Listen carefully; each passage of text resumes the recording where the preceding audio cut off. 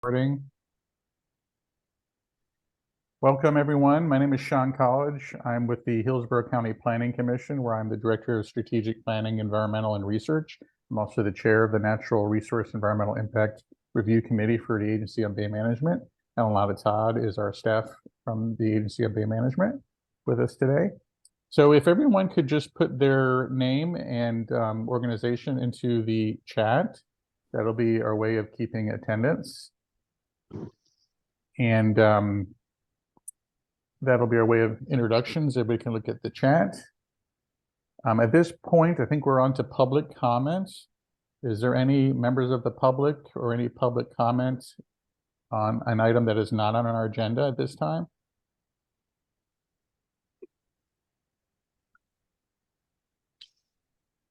And I'm not hearing any. So with that, we'll move on to item number 4, right into our main events.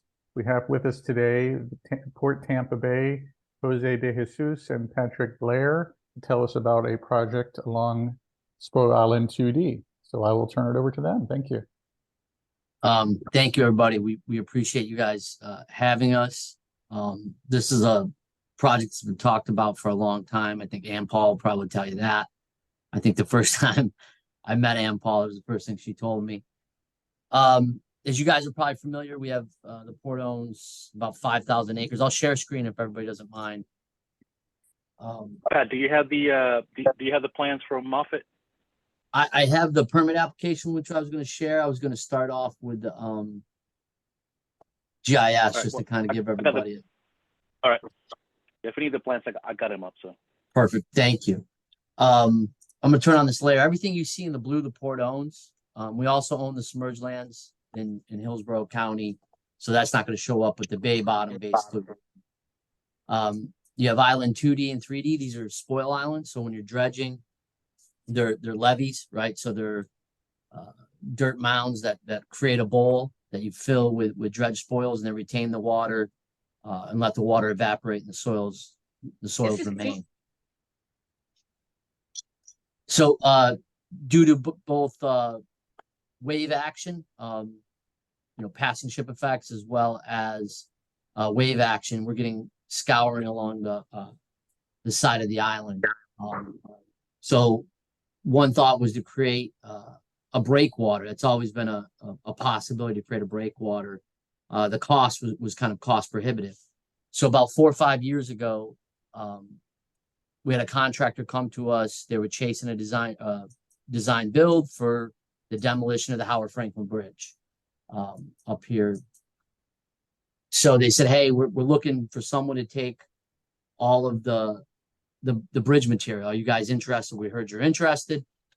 So we figured out the sections they wanted to use, the exact size, length of those sections, and we engineered appropriate breakwater that they were willing to provide to us at no cost. So basically, they bring the sections, we'd engineer and permit it, and they create a breakwater. So the breakwater would act as shoreline protection, create essential fish habitat, the oyster catcher habitat on the backside on the beach, which is kind of what Ann Paul has always been looking for and wanting, or Audubon's been concerned about, as well as seagrass recruitment, right? So we've seen this as both a beneficial use of the bridge material, creating these environmental resources, both seagrass, oyster catcher habitat, and essential fish habitat. So we saw a lot of good things from this project, as well as armoring the shoreline. The contractor that we were talking to did not win. They came in second. So then we got with the winning bidder and said, hey, we want to take your bridge sections. And at first they said, okay. And over time, COVID happened, and the value of recycled concrete skyrocketed. And now we're not sure if we're going to get the bridge sections. So we are permitting and engineering this, hoping to get the bridge sections. We're trying to work with FDOT to make sure that happens as well. So that's kind of the background here, is to create a breakwater here for all those reasons I stated. And I'll share screen the plans, as Jose said. So Moffitt and Nickel is our engineer. We also have environmental engineers helping us. Steve is on the call as well, and maybe he can assist with some of this. We've surveyed, did hydrographic surveys as well as upland surveys. You can see the proximity to the channel here. The breakwater, like I said, we're using section lengths that the contractor preferred, but we work with Moffitt and Nickel to make sure that the gaps in between them and things of that nature wouldn't allow manatees to ingress or egress and things of that nature. And as well during the permitting process, we can tweak these out. But you can see here, here's your concrete girders in your deck, and they've been cut into create shapes and sections that would make a breakwater. So I mean, that's the gist of it. There's not a lot to really talk about. So I don't know if Jose or Steve, you guys want to jump in if you have more to add. I'll jump in for a second. No, Patrick, Jose, you want to go first? no, go ahead. You're more knowledgeable about this. I was just going to say, typical things that people are interested in. We did provide a benthic survey along the breakwater alignment at the time. I wasn't able to do that, so I hired Stantec to do the work, and they did find highly scattered vegetation, soft corals, but we were able to place the breakwater segments in locations where there were no benthic resources. So we will not be impacting those. And then, of course, once the breakwater is installed, it'll provide a lot of new surface area for benthic marine organism attachment. But I just wanted to say that.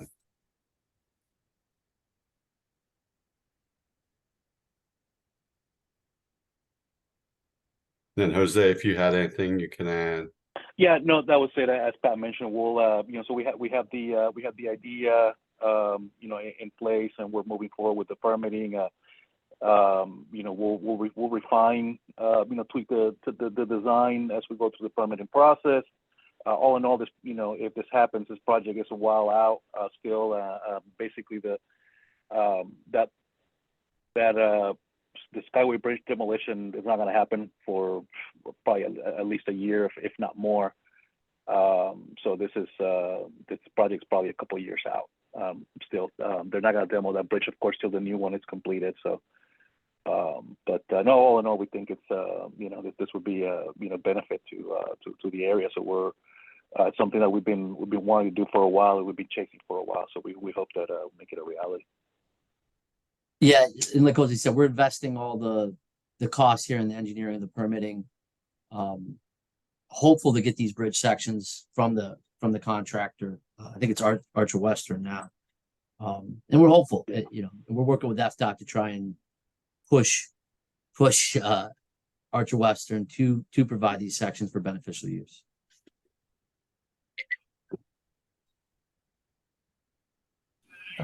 Okay, if that concludes your presentation, I'll open it up to the members of the ABM committee. If you have any questions or comments regarding the project, please unmute yourself and jump in.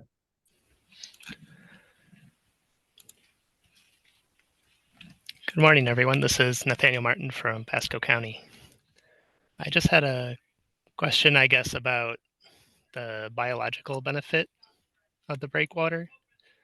When I read through the permit app, it sounded like we are expecting birds to perch on the top sections. Is this meant to extend out of the water? I can answer that. It will extend out of the water, the top sections, but only by a couple of feet. It's not really for birds to rest, but it's the area behind the breakwater on the Island 2D beach and Island 2D itself that would benefit from it. It would calm the waters down, and it would allow for feeding and resting along the beach area. It also stop erosion, which has been an ongoing problem for decades on 2D. there have been numerous attempts to stop the erosion. I can remember, I want to say 25, 30 years ago, the port filled some geotubes and put them out there, and the geotubes failed and it caused an erosion problem. And ever since that time, they've been, trying to rebuild the berms, keep them up to date. But this should be what we consider a final fix to that problem of erosion. Yeah, I think it's a great concept. Yeah. I guess they're just permit drawings, but some of the elevations left me a little concerned. Yeah. You can see the simply beach bridge steps. in the 80s compared to now. You can see the amount of beach loss, and that is oyster catcher habitat. Sure. Yeah, I'm not surprised with the channel running by there. Sure, it's a high environment, high energy environment rather. And do you have an idea of how long these structures will remain intact? Obviously, to some extent, the height of the structures reliant on your beams remaining attached to the deck. I imagine the last 50 to 100 years. The concrete structures. I see no reason why they would. It's a bridge. Yeah. We see no reason that wouldn't last 100 years. Plus, and I don't know with marine growth and things like that if they could last longer. Yeah, it might solidify it even. Thank you. Anyone else with any questions, comments, concerns? I think Brendan. Go right ahead. Hey, Patrick. Hey, everybody. Good Yeah, morning. morning. So this is Jose said this is currently in for permitting with the Army Corps Tampa permit section. I got two questions. One is, how does this interact with current permits in terms of demolition and removal of the current Howard Franklin span? It seems like there might be a time lag between deconstruction, placement, transport, and placement. So what would this permit entail? Specifically the Tampa Army Corps permit. Would it entail storage of this material in some place and then transport through vessel to the island and then placement? Or is this just placement, or is something covered underneath it? We were envisioning to be a direct transport. As they demoed sections, instead of moving them upland and crushing them and processing them, whether over water or on upland, to cut this exactly the sections a crane could lift, put it on a barge, bring it over, and there'd be another crane that could lift and set the sections. So the whole concept was to do it to minimize costs to the contractor, to try and get them to select us over perfect. Thank you. Beautiful. some other type of Jose, you're unmuted. Over some other type of disposal. And it was the most economical, and then during COVID, recycled concrete became extremely valuable, and we're hopeful to still make this happen. Okay. And then what are the distances between these sections when they're going to be placed, both horizontally and vertically? So vertically, they'll be stacked directly on top of each other. And what is that distance? Oh, bear with me. You guys see so we have about 150 feet horizontal, okay? And then let me do a cross section so you see how we're stacking them. Yeah, it's 3.5 times 3, so it's 9 plus 1.5 feet. It's 10.5 feet vertically. Okay, 10.5 vertically, and then it looks like probably wider than that horizontally. Is that correct? Yeah, is that 60 feet, I think? If I zoom in on it, I think it's 60 feet. 51 feet, actually. Yeah, they're 150 feet long and 51 feet wide. Jose, can you zoom into that a little bit more, please? Sorry. So I'm specifically talking about the horizontal and vertical distance between each concrete section, between each concrete girder, and it looks like 3 feet 6 inches vertically, and then maybe a little bit more than that horizontally. Is that correct? Yeah, that looks about right. Yes. Okay. All right. We'll probably address that in the Army Corps consultation process, but that might be a concern for manatee entrapment. Typically for things Mhm. like culverts and stormwater, it's need 4 grading feet. for things between 8 inches and 8 feet. So we'll address that during the consultation process. Thank you. Yeah, and at the end of the runs, we can close them off in some method so obviously they can't enter perpendicular, right? If you were, but they could come in at the ends, and we could always close off the ends in one way or another with either a perpendicular piece or some other method, whether it's armoring or something to stop them from entering on the ends. Great. Okay, thank you. Good comments. And I'll recognize Mark with Audubon. Hey, Dylan, thank you. So we're excited about this project, Patrick, and the port, and being able to restore that oyster catcher habitat. I know the plans are specifically for the breakwater offshore. I'm just wondering about long-term plans for the habitat onshore. I know it's been over the years a mix of of course the erosion that has taken it, the shoreline back to the point where not many catchers nest there as they have historically. But there's also been some emergency riprap projects, especially at that weir outfall structure in the north that is not suitable for oyster catcher habitat. So I'm just wondering what the long-term plans are for that shoreline. I can give a suggestion. I would like it regraded, and I know that there's some some structural issues for your dike wall there and everything. But if we have this offshore breakwater that's taking care of the wave energy, to be able to restore that shoreline would be kind of the next step for restoring that oyster catcher habitat. Yeah, Mark, that would definitely be phase 2, right? You can't really do anything if it's going to keep getting scoured away. So I think phase 1 is absolutely getting the breakwater in. And then, as I think many on here know, we have the deepening study we're in the midst of with the Army Corps of Engineers. There's millions of cubic yards of excess material that may go offshore. If the breakwater is in place, we can pump good sandy material right behind the breakwater. The means and methods of doing construction affect what's economical for beneficial use, right? If you have to unload it with a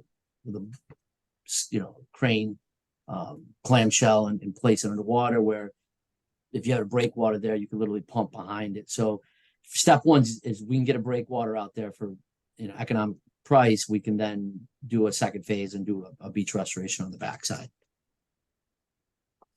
Okay, great. Thank you. Thank you, Mark. And I'll recognize Melanie. She has her hand up. Yes, thank you, Sean. My first question was somewhat already answered with regards to possible wildlife entrapment. And I know for some of the other projects that we're looking at in Pinellas with wave attenuation devices, there's talks from, adding some spacing in between such devices to ensure that wildlife can get around them. So I don't know how State Army Corps are going to feel about, these pretty long stretches. In addition to that, I was wondering 2 things. One, was there any consideration given to the potential shifting of these things once they're installed? I know that happened at another project nearby recently, and Mark Rochelle might be able to chime in on that one.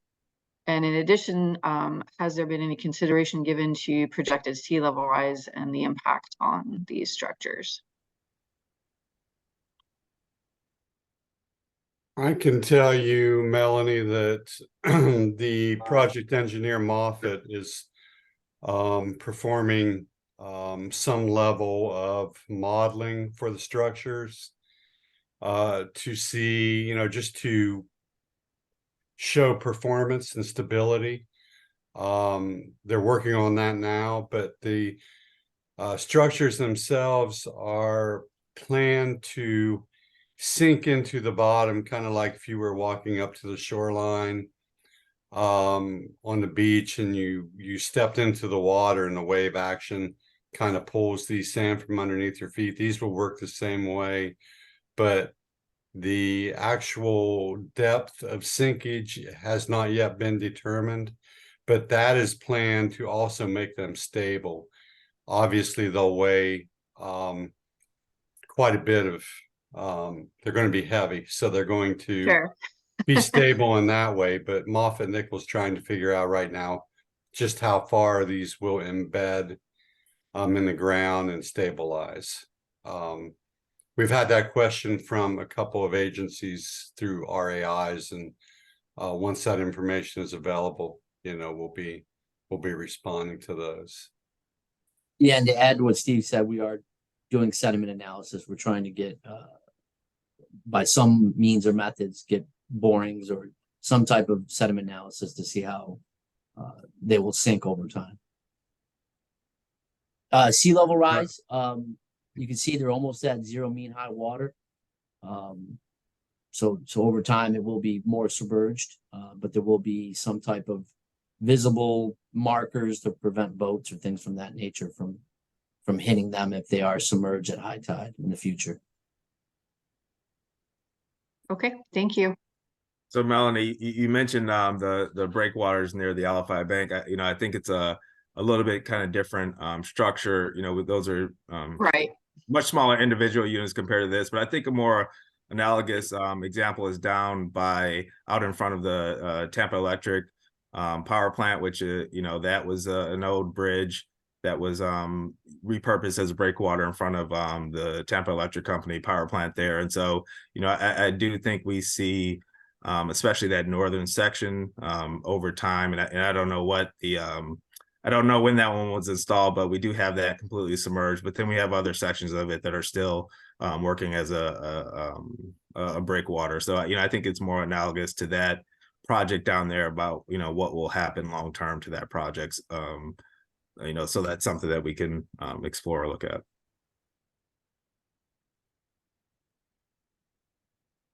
Great, thank you. Okay, John? go ahead. In the chat, Ed had a question. Ed, do you want to unmute yourself and ask? Yeah, hey, can you hear me okay? Yes.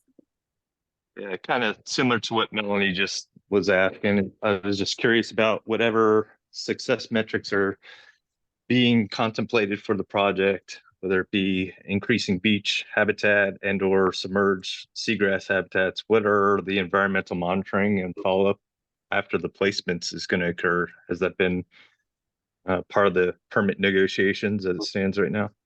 That question has been asked, but we haven't provided a response to it yet. I'm sure there will be some type of monitoring just to see how the structures are doing to make sure they're stable in the marine environment. But we do expect, sand accretion behind the breakwater, and, that could lead to an increase in the seagrass coverage behind the breakwater as well. Yeah, I think in the future, we probably would come back with a second project. If we're trying to get seagrass recruitment and things of that nature, we'd probably do a mitigation project in the future. I mean, we do envision this creating fish habitat, but beyond that, I think there'd be other projects potentially in the future. Is the port seeking any mitigation credit for the project, the first phase of the project right now? Yeah, we're discussing it, but we haven't asked for any credits at this time.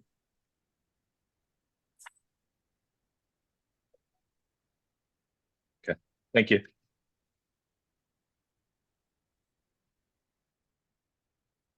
Any other comments, questions, concerns?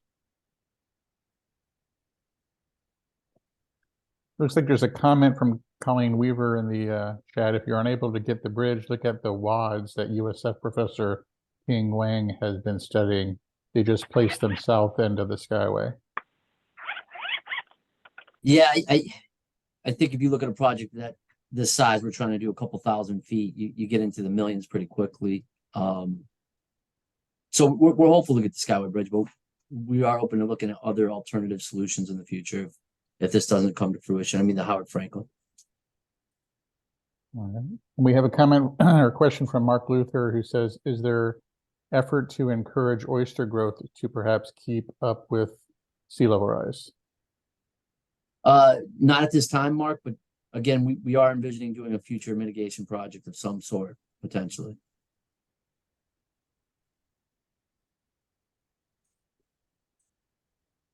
Anyone else have any questions for our presenters?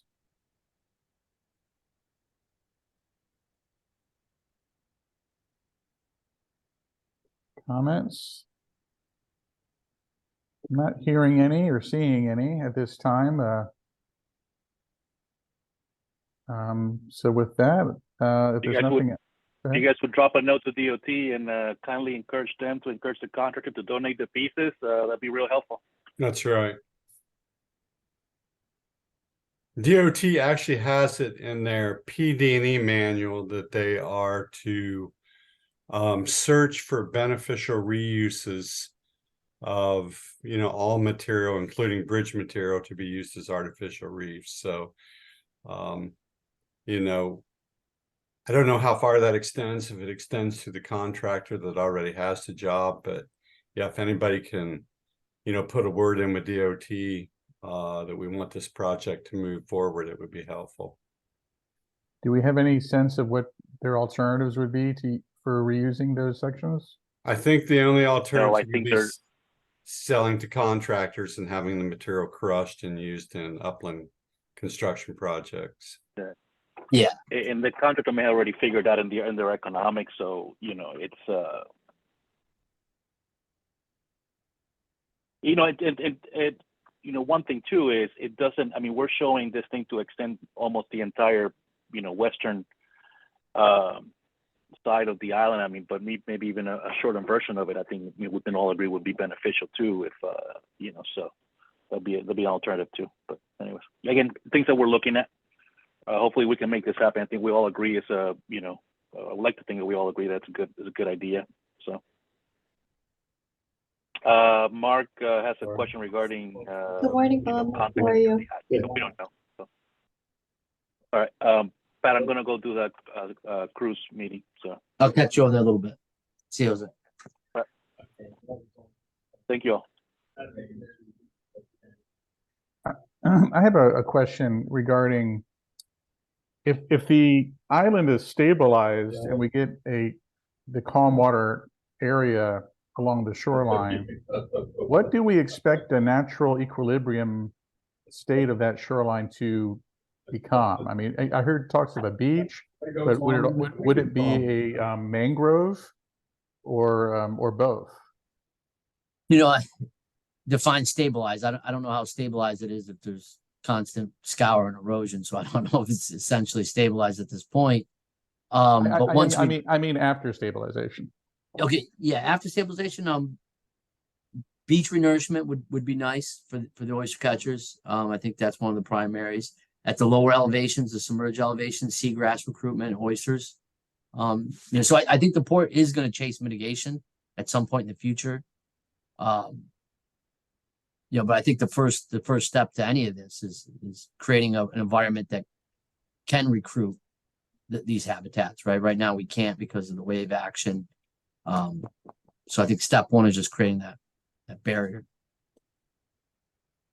Would to follow up on that question, is that would emergent tidal wetland vegetation be allowed to grow along that western slope of that island, or would that prevent sort of future placement of dredge material if it became too vegetated?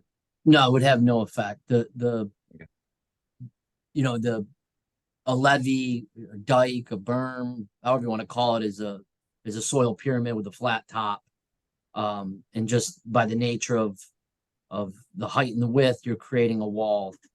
So it's a giant bowl, basically, essentially. And what's on the outside is what we're talking about. What's on the inside is a bowl that you can hold water and dirt in over time as you dredge. So what's on the outside, has no effect on the capability of the island to perform as a spoil island. Yeah, I was asking more for like the integrity of the system holding dredge material in the future. Would that be a concern if too much emergent wetland vegetation grew along the slopes? No, I think it would probably reinforce it, right? I mean, I think vegetation is always, you know, marine vegetation acts as a natural armoring of the shoreline.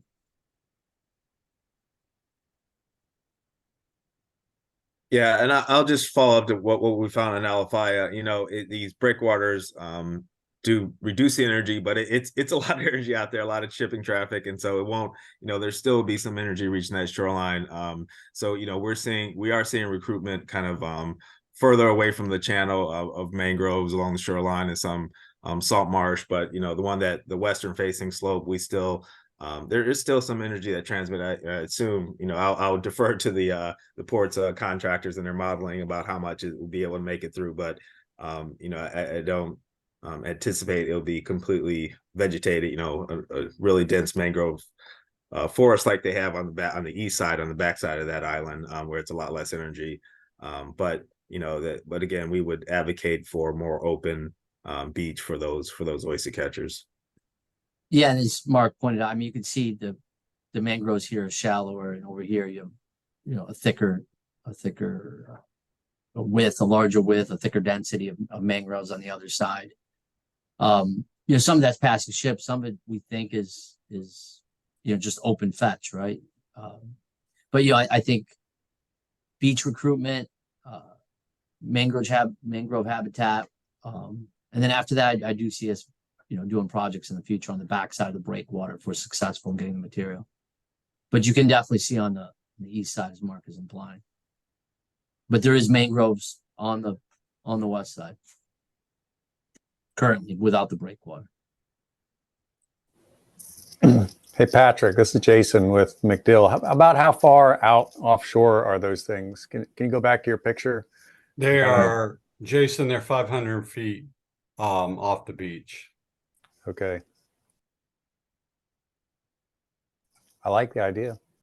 Yeah, it's a great idea. Yeah, we were disappointed that the contractor we had an agreement with didn't win. It was a slam dunk, and we thought it was guaranteed. So now we're still trying to make this happen. The port's gonna, use its own funds and both consultant fees and time to permit and engineer this, in hopes that it's still reality. We don't think we've lost it yet. You see in the chat, people are asking about where to direct letters of support. That's a great question. Can I respond back to this invite with where to do that? Absolutely. Yeah, Patrick, if you want to send that to me, I can share that. Absolutely. Thank you, Lynn. Are there any other comments from the committee? Hey, this is Mark Luther. I'm peripherally involved with the Department of Defense project called Refence to build living shoreline type structures like this, artificial structures that have oysters or corals growing on them. Jason might be familiar with it. I was just wondering if you'd be interested, I can connect you with the people doing that. Maybe you can leverage some of the efforts that they're doing to help with this project. Hey, Dr. Luther. So I think, I don't know if it's the same company, but I remember years ago speaking with a company out of Israel that had some type of organics they put into concrete mixes when they poured it and would create oyster habitat. I don't know if that's the same company, but in those instances, I think it's all cast in place or precast and then set in. In this case, we're getting the bridge sections for free. So I don't know if there's a way to take advantage of that technology as well. And maybe as simple as doing something after the fact, like I said, with mitigation projects in the future after we've stabilized the shoreline. Right. The one effort, in addition to putting olivine in the concrete mix to minimize the carbon dioxide output, they were putting some sort of mesh over the concrete blocks that would then encourage marine growth that in theory would help critters grow on it to keep up with sea level rise and be self-healing was their thing. Yeah, and they came back. So their model, and not to go way off topic here with everybody else, their model at the time was they wanted to self-perform all of the construction. I was trying to get them to sell me the mix, and I was going to put it in all of our piles, everything we built at the port. I was going to start putting it in the mix, but they refused to do that. Years later, I just met with them recently. and they're still not at that level, but they are selling the forms and the mix to contractors. So they set up relationship with local contractors that can make these products. Part of the issue is, like you said, they want a rough surface. So I think they put like these natural bends in the shape of these concrete structures to promote growth, which isn't something we would naturally pour like in a marine construction environment, right? Your piles are typically flat and they don't have these irregular shapes and special form works. But we're always looking to do things and trying to find a way to make it economical where we can do what we were going to do, but also get additional habitat creation. So yeah, I definitely think it's a great idea. We just haven't found a way of synergizing it yet with what we have going on. Well, thanks. I'll make a virtual introduction if you like. Yeah, thank you, Doctor. There's a question in the chat from Rick with Jacobs. Rick, do you just want to unmute yourself and ask your question?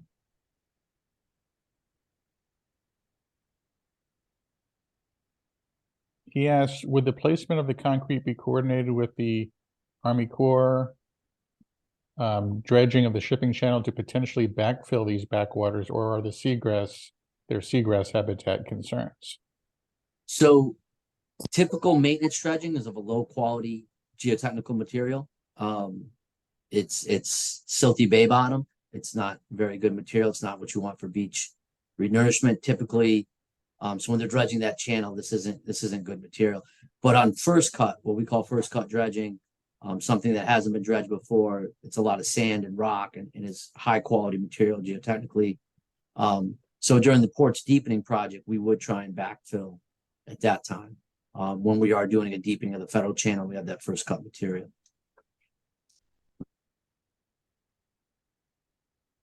Okay, any other questions or comments for our presenters? I just wanted to let everyone know, Mark Cermak with NOAA, he wasn't able to make it today, but he did send me an email, and I can read that to you. He said that after he reviewed the agenda and the permit, he said that these activities would avoid impacts to seagrass habitat and associated high quality benthic resources in Tampa Bay. Accordingly, our agency did not have any recommendations to provide to the port for consideration and designed to minimize aquatic impacts from the proposed shoreline stabilization activities. So just wanted you guys to be aware of his comments as well. Thank you, Lynn. And Alana, okay, so I'm not hearing any more questions. So at this point, let me bring it up to the committee or ask Alana. There was some suggestion from the applicant of letters to DOT to encourage them to be selected for the material. And I did hear generally some positive comments from the members. If this committee was interested in recommending a letter to DOT to encourage that, it would be a recommendation to the full agency. Is that correct? Yeah. What is the timeline? When would that letter need to be sent? Because the next full ABM meeting is December 14th. So as Jose stated, we have some time before you can demo the existing bridge. You have to build a new bridge, right? So we do think we have probably another year to 2 years before they'll start demolition. But in terms of any recommendation, Patrick, yeah, the sooner the better. The sooner the better, because the contractor may be making agreements for how the material will be handled, once demolished. So I would say, within a month, if that can, if that's possible. If not, whenever it can be done would be great. Okay, it would be a little over a month. That'd be fine. That'd be awesome. Okay. We appreciate your support. Okay. And I would just, I have to open it up to the members of the committee, whether they think there's consensus to push for a letter to encourage DOT to select this project for their material, and if anyone wants to make that motion and whether there's a second or not.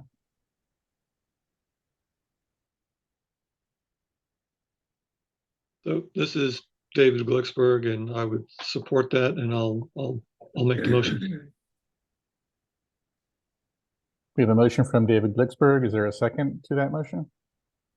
David, this is Colleen from Pasco County, and we'll second your motion.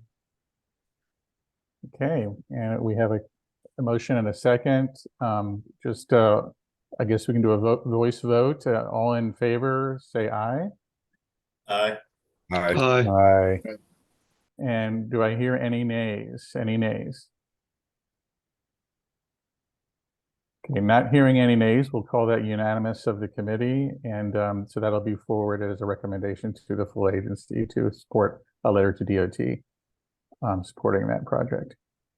All right, if nothing else in closing, we'll thank our presenters. Thank you for coming. I appreciate it.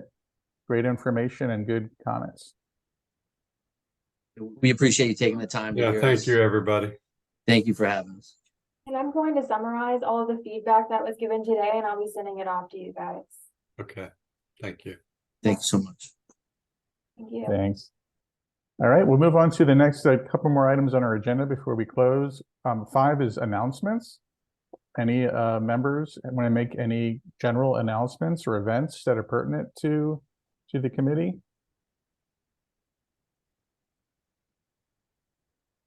The Tampa Bay Regional Planning Council is hiring. We're looking for a senior planner, and also we're hiring an accountant as well. Great, and I'm sure Alana will see that we had 1 abstention in the vote, so that's fine for the record. If no announcements, we'll move over to other items, topics, ideas for future meetings. Abstained. And Yes.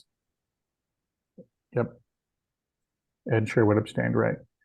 Any other topic ideas for future meetings? Anything the committee would like to see? Please email Alana with any project ideas or suggestions. Bay soundings article ideas. Any Bay soundings article ideas? Maybe this project. Vicki, anything else you want to add to that? You're muted.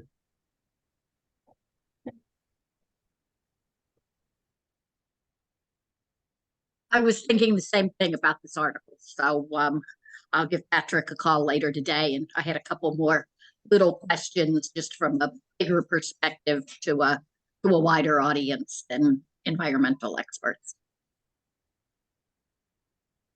Great. Well, contact Vicki or Alana if you have ideas for articles. And one last question. Is there anything else before we close? Hearing none, thank you all for joining us. I hope it was informative and interesting, and look forward to our next meeting. Thank you. Thank you. Thanks, everyone. Thanks, Bye-bye. everybody. Bye-bye. Thanks. It was good.